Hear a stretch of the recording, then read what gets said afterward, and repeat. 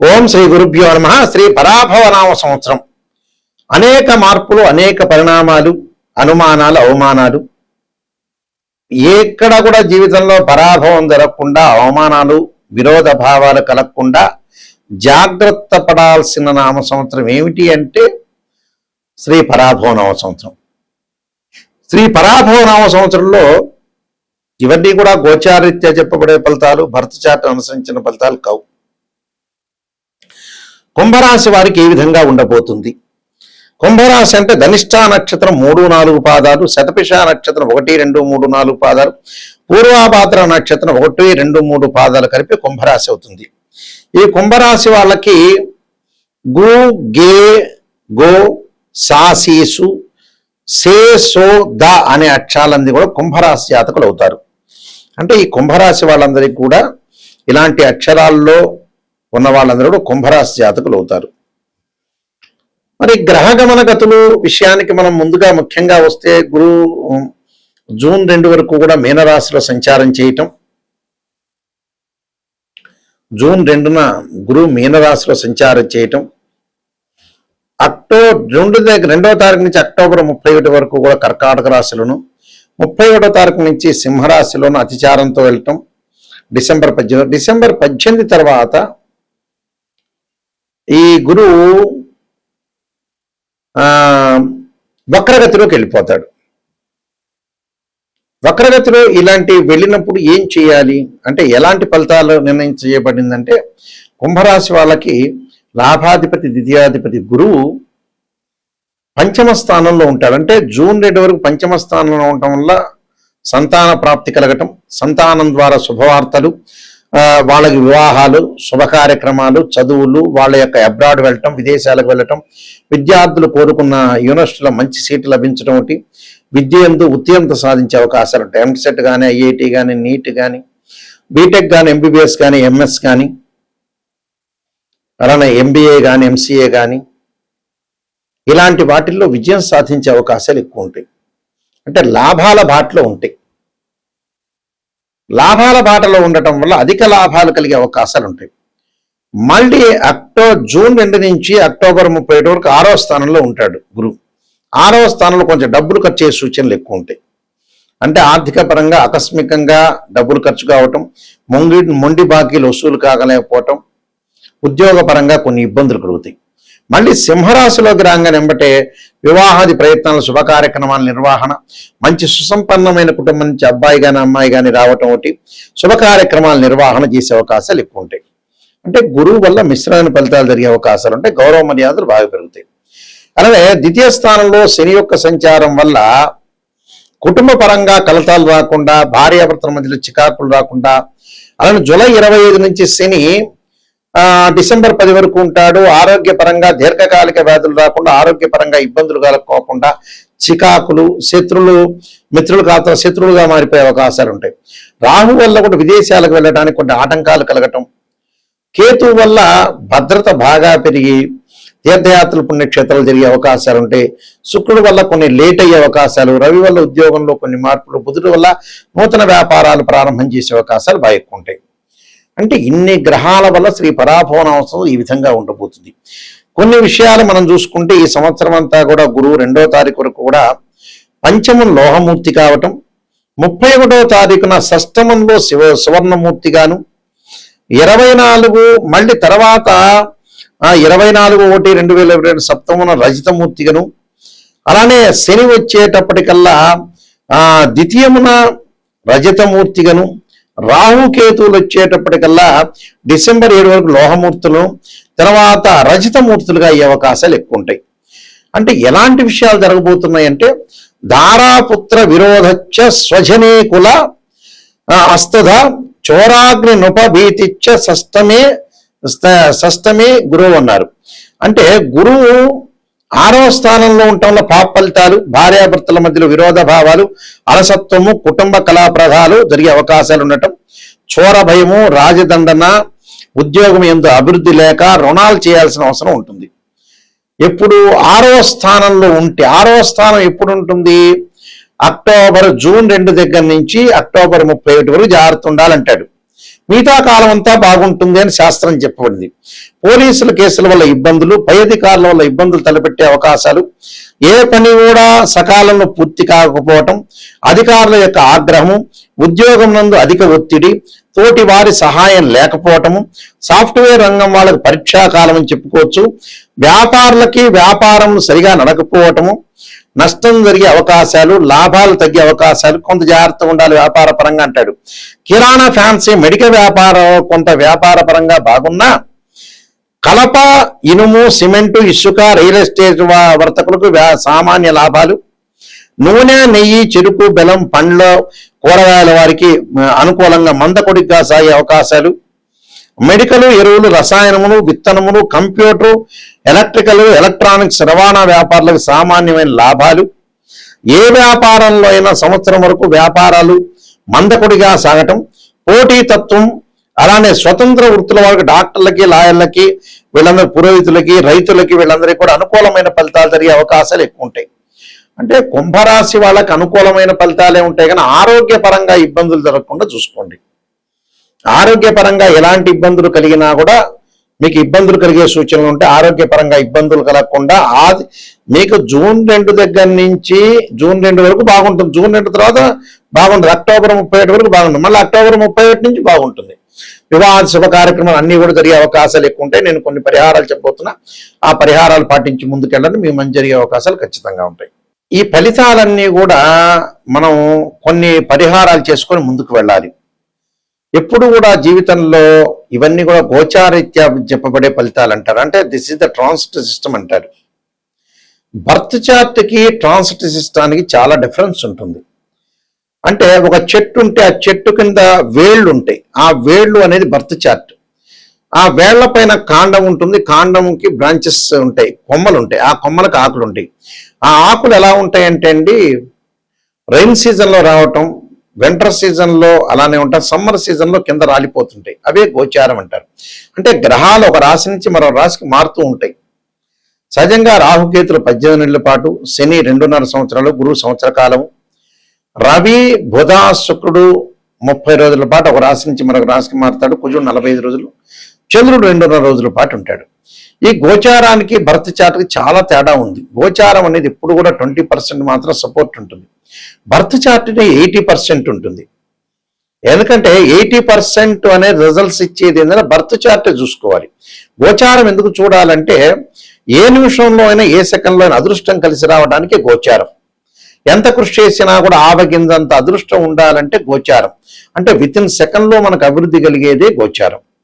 అయితే ముఖ్యంగా ఒక్కొక్కళ్ళకు ఒక్కొక్క ప్రాబ్లం ఉంటుంది జీవితంలో కూడా.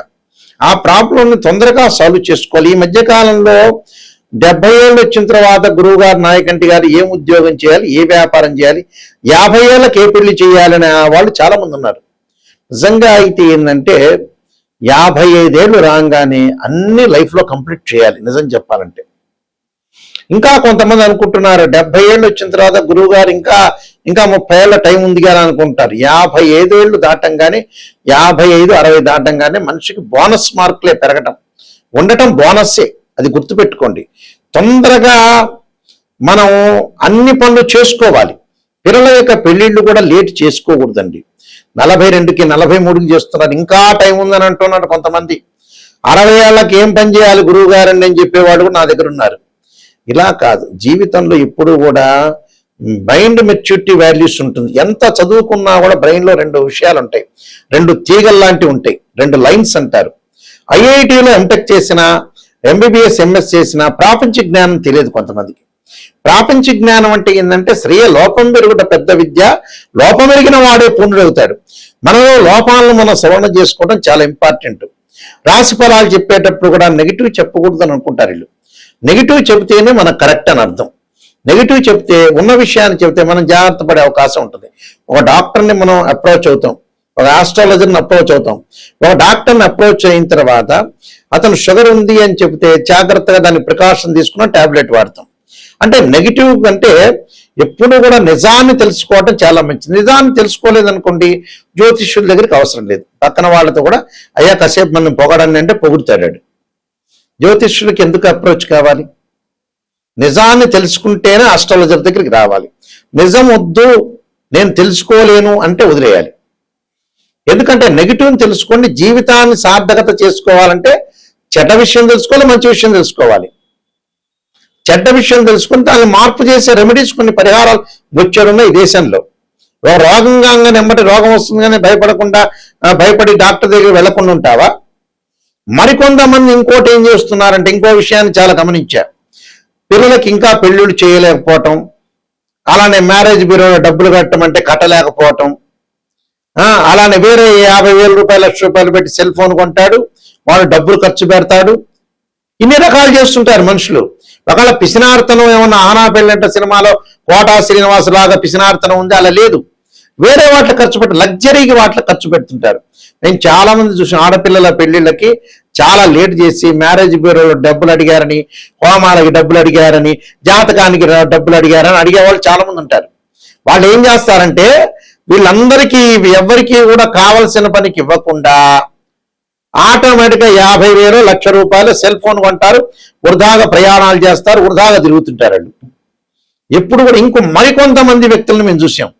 మరికొంతమంది వ్యక్తులు ఏం చేస్తారంటే, అన్ని క్షేత్రాలకు వెళ్ళొస్తుంటారు, అన్ని క్షేత్రాలు అభిషేకం చేసుకుంటుంటారు. రెమెడీస్ దగ్గరికి వచ్చేట మేము నమ్మమంటారు. అంటే వాళ్ళకి ఏమిటి అని అంటే, దేవాలయాల్లో చేసే అభిషేకాలు కానీ, ప్రత్యేకంగా సిద్ధాంతులు చేసే అభిషేకాలకు కానీ కొద్దిగా వేరియేషన్ ఉంటుంది. చేసే చివరి భగవంతుడికే. కొంతమంది జాతకాలు నమ్మమని చెప్పే వాళ్ళు కూడా ఉంటారు, కానీ మళ్ళీ వెంకటేశ్వర స్వామి దగ్గరికి వెళ్తారు, శ్రీశైలంకి వెళ్తారు. ఆ జాతకాల్లో ఉండేది ఏంటి? గ్రహాలు, భగవంతుడే. ఆ జాతకాల ద్వారా పూజలు చేసి రెమెడీ చేసేది శివుడు, అభిషేకాలు, నవగ్రహ పూజలు, హోమాలే. సేమ్ అవే ప్రాసెస్సే. టెక్నిక్గా చాలా తెలివిగా చెబుతారు జనాలు. ఎందుకంటే నిజాన్ని తెలుసుకోండి. దీనివల్ల టెక్నికల్గా అసత్యంలోకి వెళ్ళారనుకో ఎవ్వడూ మోసపోయేది కాదు. మనం మోసం చేసుకున్నట్టే జీవితాన్ని. మనం అసత్య ధోరణిలో ఉన్నట్టే. నిజాన్ని గ్రహించడం నేర్చుకోండి. Brain values, brain maturity values ఎంత చదువుకున్నా కూడా తక్కువ ఉంటాయి మనిషికి. దాన్ని పెంపొందించుకుంటేనే మనం డెవలప్మెంట్ అయ్యే అవకాశం ఉంటుంది. ఫాస్ట్ మూమెంట్గా 55 ఏళ్ళు కాగానే అన్ని పిల్లలకు సెట్ చేయాలి. మనం రెడీగా ఉండాలి. హాయిగా ప్రశాంతంగా ఉండటానికి అవకాశాన్ని ఇచ్చుకోవాలి మనం.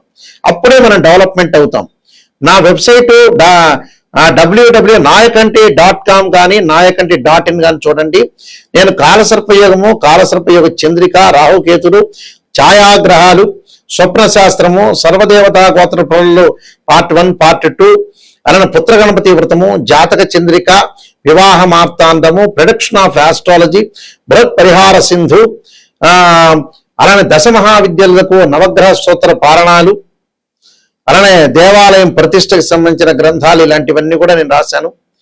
క్లియర్గా చూడండి. నిజాన్ని తెలుసుకునే వాళ్ళు మాత్రమే మాకు ఫోన్ చేయండి. అబద్ధం తెలుసుకునే వాళ్ళు ఎందుకు పాపం జ్యోతిష్యం సంప్రదించటం? నిజాన్ని తెలుసుకోవాలి. ఈ గురువు గారి దగ్గర నేను బాగుపడాలి, నా లైఫ్ అనేది బాగుండాలి, నేను ఖచ్చితంగా 100% బాగుండాలంటే ఫ్రీ వీల్ అంటారు, మన చేతుల్లోనే ఉంటుంది. ఇలాంటి విషయాలన్నీ కూడా గమనించండి. వాస్తవంగా ఏమిటంటే, ఒక ఉద్యోగం అధికంగా ఆర్థిక పరంగా ఆదాయం లేకపోతే యక్షాయ కుబేరాయ వైశ్రవణాయ ధనధాన్యాధిపతే ధనం ధాన్య సమృద్ధిమే దేహిమే దాపైస్వ అనే మంత్రాన్ని చదువుకోవటం, విద్యార్థులు దక్షిణామూర్తి స్తోత్రాన్ని పాలనం చేయటం, విద్యలో ఆటంకాలుంటే, వివాహం కాని స్త్రీ పురుషులు ఎవరైతే ఉంటారో పురుషులు వచ్చేటప్పటికల్లా కన్యాపాశుపతాస్ రుద్రాభిషేకం, అమ్మాయిలు వరపాశుపతాస్ రుద్రాభిషేకం, అఘోర గౌరీపాశుపతాస్ రుద్రాభిషేకం, అలానే శత్రువు యొక్క దోషం పోవటానికి అంగారకుడి యొక్క ప్రార్థన చేయాలి. ఆరోగ్యపరంగా ఇబ్బందులు ఉన్న వాళ్ళు శరీరే జర్జరీభూతే వ్యాధిగ్రస్తే కలేబరి ఔషధం జాహనభూతేయం వైద్యో నారాయణహరి మంత్రాన్ని చక్కగా చదువుకోవాలి. అలానే ఆరోగ్యపరంగా మరికొన్ని ఇబ్బందులు కూడా కలిగే వాళ్ళు సూర్యుడు యొక్క ఆరాధన చేయాలి. మానసికంగా ప్రశాంతతగా ఉండటానికి క్షీరపుత్రాయుధి అమృతతత్వాయుధిమే తన్నో చంద్ర ప్రచోదయాత్ అనే మంత్రాన్ని చదవాలి. భయాందోళన కలిగిన వాళ్ళు ఆంజనేయ స్వామి యొక్క ప్రార్థన చేయాలి. ఆంజనేయ వాయుపుత్రాయుధిమే తన్నో హనుమత్ ప్రచోదయాత్ అనే మంత్రం చక్కగా చదువుకోవాలి. ప్రతిదానికి ఒక రెమెడీ ఉంటుంది. ఎంతకీ రాశి ఫలాలు అంటే ట్రాన్సిట్ సిస్టమ్ అంటారు. గోచారం వేరు, బర్త్ చార్ట్ వేరు. బర్త్ చార్ట్ ఏంటంటే లగ్నం నుంచి డివిజనబుల్ చార్ట్స్ ని క్యాల్కులేషన్ చేస్తారు. చాలా మంది కూడా అనుకుంటారు నిమిషంలో జాతకం చెప్పడం అని. ఒక రాశిని, ఒక రాశి చక్రాన్ని అనాలిసిస్ చేయాలి. ఒక వివాహం కావటానికి రాశిచక్రము, నవాంశము, భావచక్రము, దశలు, అంతర్దశలు మ్యాథమెటికల్ క్యాల్కులేషన్ వేయాలి. అలానే ఉద్యోగపరంగా వృత్తిపరంగా చూడాలంటే రాశిచక్రము, దశమాంశము, భావచక్రము, అలానే దశ అంతర్దశలను చూడాలి. సంతానం కలగలేదంటే రాశిచక్రము, సప్తమాంశము, అలానే సప్తమాంశం తర్వాత భావచక్రము, దశలో అంతర్దశలను అనాలిసిస్ చేయాలి. అంటే D16 చార్ట్స్ అంటే డివిజనబుల్ చార్ట్స్ అంటారు. డివిజనబుల్ చార్ట్స్ అంటే ఏంటంటే ఒక డాక్టర్ దగ్గరికి వెళ్ళంగానే ఎక్స్రే తీస్తే ఎక్స్రేలో తెలియకపోతే స్కానింగ్ తీయమంటారు. స్కానింగ్ లో కూడా కరెక్ట్ రాకపోతే MRI స్కాన్, సిటీ స్కాన్ చేయమంటారు. అవే డివిజనబుల్ చార్ట్స్ అంటారు. ఎంబటే ఏదో రకంగా ఒక నిమిషంలో చెప్పటం కాదు. ఇంకా మ్యాథమెటికల్ క్యాల్కులేషన్ వేస్తే జాతకాన్ని చూడటానికి ఇంకా టైం పట్టే అవకాశాలు ఎక్కువగా ఉంటాయి. కాబట్టి ప్రతిదాన్ని కూడా గమనించండి. ఏజ్ అనేది లేదు మనిషికి. ఆ ఏజ్లోనే జీవితంలో సర్దుబాటు చేసుకోండి.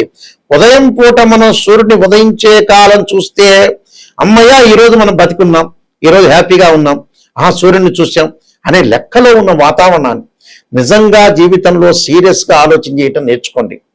లైఫ్లో ప్రతి ఒక్క మనిషి సీరియస్గా ఆలోచన చేయాలి. నెగ్లెక్ట్ లేదు జీవితం. పిల్లల యొక్క వివాహాలు కానీ, ఆరోగ్య సమస్యలు కానీ ప్రతిదీ కూడా ఈ కాలంలో వెంటాడుతూ ఉన్నాయి. ప్రతిదీ కూడా ప్రతి ఇంట్లో కూడా ఒక సమస్య ఉంటుంది. చాలా జాగ్రత్తగా పెళ్లి సంబంధాల విషయంలో కూడా చాలా జాగ్రత్తగా ఉండండి. ఏదైనా సరే అమ్మాయి కానీ అబ్బాయి కానీ పరిపూర్ణంగా ఇష్టపడితేనే ఈ మ్యారేజ్లకు వెళ్ళాలి. ఎంత అధికంగా ఖర్చు పెట్టామనేది ఫంక్షన్ హాల్కి కాదు, ఎంత మంచి ముహూర్తంలో చేసాం, ఎంత మంచి జాతకాలు చూపించుకున్నాం. కుశదోషమా, శుక్రదోషమా, రకరకాల దోషాలు ఉంటాయి జాతకంలో. కాలసర్ప దోషం ఉంటుంది, సర్పదోషం ఉంటుంది, పెళ్లికి ఆలస్యం కావడానికి పునర్భవ దోషం ఉంటుంది. 2, 7, 8, 12 స్థానాలు చూడాలి. 6, 8, 12 స్థానాలు శుక్రదోషం చూడాలి. కుశదోషం ఉందా లేదా చూడాలి. శని చంద్రుల యొక్క కలయిక ఉందా, అయితే ఎలాంటి దోషాలు ఉన్నాయి, దోషాలు లేవా జాతకంలో అని పరిపూర్ణంగా గురువు గారిని అడిగి తెలుసుకోవాలి. నా నెంబర్ స్క్రీన్ మీద స్క్రోల్ అవుతుంది. నిజంగా తెలుసుకునే వాళ్ళు మాత్రమే దయచేసి మీరు ఫోన్ చేయండి. సీరియస్గా జీవితం బాగుపడాలి నాయకంటి గారి ద్వారా ఖచ్చితంగా 100% బాగుపడాలనే వ్యక్తులు మాత్రమే నాకు ఫోన్ చేయండి. ఎందుకంటే ఏదో చెప్పించుకున్నాం, నా వల్ల సేవ్ కావాలి, నా వల్ల బాగుపడాలి. ఆ మనిషి బాగుపడితేనే మంచిది, బాగులేకపోతే నాకెందుకు ఫోన్ చేయటం? 10 మందిని సంఘంలో నేను బాగు చేస్తేనే మంచిది. అందువల్ల ఇలాంటి విషయాలన్నీ కూడా గుర్తు చేసుకోండి. మీకు ఖచ్చితంగా, ఎందుకంటే మేము వంశపారంపర్యంగా చెప్పేవాళ్ళం. మా గ్రాండ్ ఫాదర్ దగ్గర నుంచి, మా ఫాదర్ కూడా శ్రీశైలంలో ప్రధాన పురోహితులుగా పనిచేశారు. ఆయన కూడా ఇంటర్నేషనల్ మెంబర్గా పనిచేశారు. కీర్తిశేషులు నాయకంటి కుమారస్వామి శర్మ బ్రహ్మశ్రీ దైవజ్ఞ. అందువల్ల ఇలాంటి విషయాలన్నీ కూడా గుర్తు తెచ్చుకోండి. బాగా మీరు ఇంకొక విషయం ఏంటంటే, నా దగ్గర జాతకం చెప్పించుకునే వాళ్ళ కొన్ని పేజీలు వాట్సాప్లో పెడతాను. నేను చెప్పేటప్పుడు మీరు ఖచ్చితంగా వాయిస్ రికార్డింగ్ చేసుకోండి. రిపీట్గా వినొచ్చు మీరు ఏ దోషం ఉంది ఏమిటి అనేది. ఎందుకంటే నేను మ్యాథమెటికల్ క్యాలిక్యులేషన్లో నాది MSc, PhD, MA astrology, MA English literature, MA Telugu, ఎన్నో ఇంటర్నేషనల్ అవార్డ్స్ వచ్చినాయి. క్లియర్గా మీరు ఓపెన్గా మీరు తెలుసుకుంటే అయ్యో నా వల్ల 10 మంది మీరు బాగుపడతారనే ఉద్దేశం, నాకు సంతృప్తి అనేది కలిగే అవకాశం ఉంటుంది. కాబట్టి కరెక్ట్గా నీతి నిజాయితీ ఉన్న వాళ్ళు, కరెక్ట్ పర్సన్స్ మాత్రమే నాకు ఫోన్ చేయండి. జీవితం బాగుపడుతుంది అనే వ్యక్తులు మాత్రమే ఫోన్ చేయండి. మీ అందరికీ కూడా శ్రీ పరాభవనామ సంవత్సరంలో శ్రీ పరమేశ్వరుడి యొక్క కరుణాకటాక్షం ఉండాలని ఆశిస్తూ సర్వే జనా సుఖినో భవంతు.